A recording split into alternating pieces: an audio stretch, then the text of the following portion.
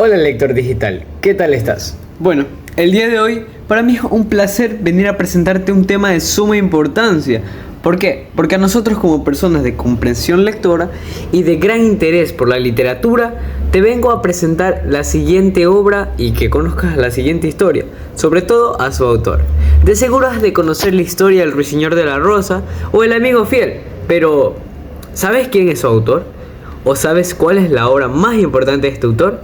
Si no lo sabes, pues el día de hoy te invito a que lo descubramos juntos. Primero, tenemos que saber lo básico sobre ese autor. El nombre era Oscar Wilde. Nació en Dublín en el año 1854 y pues fue un escritor británico. Se dedicó durante la mayoría de su vida a ser un gran escritor. Bueno, como conocemos, Britania pasaba por muchos conflictos y principalmente era gobernado por la soberanía del rey o la reina. Bueno, continuando, Oscar era hijo del cirujano William Wilde y de la escritora Joanna Elgie, por lo que podemos deducir que Oscar Wilde heredó la literatura de su madre. Pero sigamos con nuestra historia. Oscar Wilde tuvo una infancia tranquila. No tuvo inconvenientes mayores ni sobresaltos y estudió en la Portal Royal School de Erskine y en la Trinity College de Dublín y posteriormente en el Magdalen College de Ashford. Y bueno, en Ashford fue el centro en el que permaneció entre 1874 y 1878 y en el cual recibió el premio Newgate de poesía, que gozaba de gran prestigio en esa época, ya que como sabemos, en ese tiempo los escritores eran conocidos no por sus letras, sino por sus obras.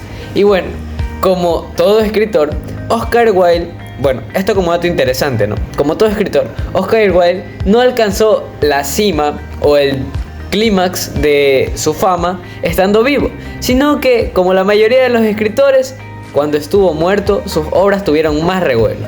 Y sobre todo, porque se decía que Oscar Wilde no tenía una preferencia sexual fija. Pero no estamos para hablar de ese tema, sino de la relevancia de sus obras. Continuemos. Oscar Wilde combinó sus estudios universitarios con viaje en 1877. Visitó Italia y Grecia, al tiempo que publicaba en varios periódicos sus revistas. Sus primeros poemas, que fueron reunidos en 1881 en Poemas. Al año siguiente, emprendió un viaje a Estados Unidos, donde ofreció una serie de conferencias sobre su teoría acerca de la filosofía estética, que defendía la idea del arte por el arte, y en la cual sentaba las bases posteriormente, de la cual se dio a llamar hoy en día el dandismo. Oscar Wilde, aparte de ser un gran escritor después de muerto, fue aquel que dejó influencia y bases para que hoy en día lo que conocemos como historias, fábulas y cuentos para personas menores de 18 años. Pero sepamos que también tuvo un trasfondo y su historia nos da mucho que decir. Bueno, sabemos que Oscar Wilde tuvo buenos estudios, fue escritor, pero si seguimos investigando un poco más sobre su historia nos encontraremos que a su vuelta Oscar Wilde hizo lo propio en universidades y centros culturales británicos, donde fue excepcionalmente recibido. También lo fue en Francia, país que visitó en 1883, en el cual entabló una amistad con Beralnid y otros escritores de la época. En 1884 contrajo matrimonio con su pareja, Constance Lloyd, que dio 2 hijos, los cuales rechazarían el apellido paterno tras los acontecimientos de 1895. Como lo decía, Oscar Wilde sí tuvo problemas, pero no estamos a hablar de ese tema. Ahora mismo, no, tal vez en otro video.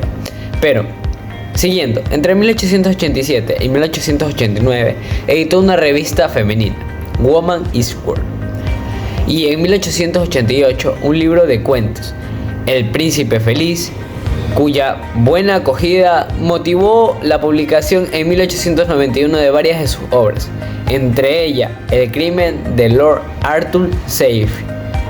El éxito de Wilde se estaba en el ingenio punzante y epigramático. ¿Qué es esto? Pues que sus obras tenían un gran desempeño en estos 2 puntos. Y bueno, Esto derrochaba sus obras, dedicadas casi siempre a fustigar las hipocresías de sus contemporáneos. También se reeditó en libros de narración publicados anteriormente, en forma de fascículos, podríamos decir, o fascículos. El relato de Dorian Gray y la novela de Wilde, cuya autoría le reportó feroces críticas, porque para la época era muy criticado el hecho de su preferencia sexual, y pues era desde sectores puritanos, por así decirlo, y conservadores, debido a que pues estaba, por así decirlo, alcanzando la fama con sus obras, por lo cual siempre tuvo esa revuelta de que no todos estuvieron de acuerdo con lo que él escribía. Pero bueno, esto no disminuyó. Sin embargo, su popularidad como dramaturgo, porque así fue considerado casi 2 años después, que se le acreditó con las obras como Salomé de 1891, escritora en francés, o La importancia de llamarse Ernesto, la cual fue publicada en 1895, obras de diálogos vivos y cargados. La principal característica de estos libros, podríamos decir, es que Oscar Wilde se basaba también mucho en lo que era la ironía, por lo cual llamaba mucho la atención de los escritores de esa época. Se preguntaban cómo es que sus obras tenían gran revuelo con este tipo de temas. Y bueno, se nos dice que la primera de ellas fue estrenada por la célebre actriz Sarah Bernhardt en 1894. Su éxito, sin embargo, se vio truncado en el año de 1895, cuando el marqués de Canterbury inició una campaña de difamación en periódicos y revistas, acusándolo de homosexualidad. Wilde, por su parte, intentó defenderse con un proceso difamatorio contra Canterbury, aunque sin resultados, pues las pruebas presentadas por el marqués daban evidencias de hecho que podían ser juzgados a la luz de la Criminalidad Amendment Act. Y bueno, conociendo un poquito la historia de Oscar Wilde, de cómo fue su historia y cómo fueron conocidas sus obras, ya después de muerto, tuvo en ella una, por así decirlo, una gran acogida, una de sus obras, y podríamos decir que es una de sus obras más importantes. A continuación, El fantasma de Canterbury. Bueno, lo que podemos encontrar en el libro El fantasma de Canterbury. El fantasma de Canterbury es una obra la cual nos narra la experiencia del señor Otis, el cual era el ministro de los Estados Unidos. Bueno, iniciando con nuestra historia. El señor Otis decidió comprar el castillo de los Canterbury, el cual estaba siendo vendido.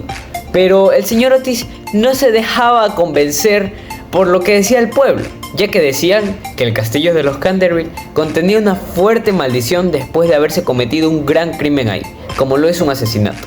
Inclusive, el dueño de la propiedad, el señor Canterbury, le advirtió al señor Otis que posiblemente el castillo esté embrujado.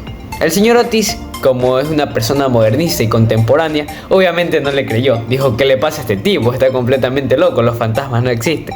Sin embargo, hubieron pruebas apenas él llegaba a la mansión. ¿Por qué? Porque de repente el panorama o el camino se sintió tétrico.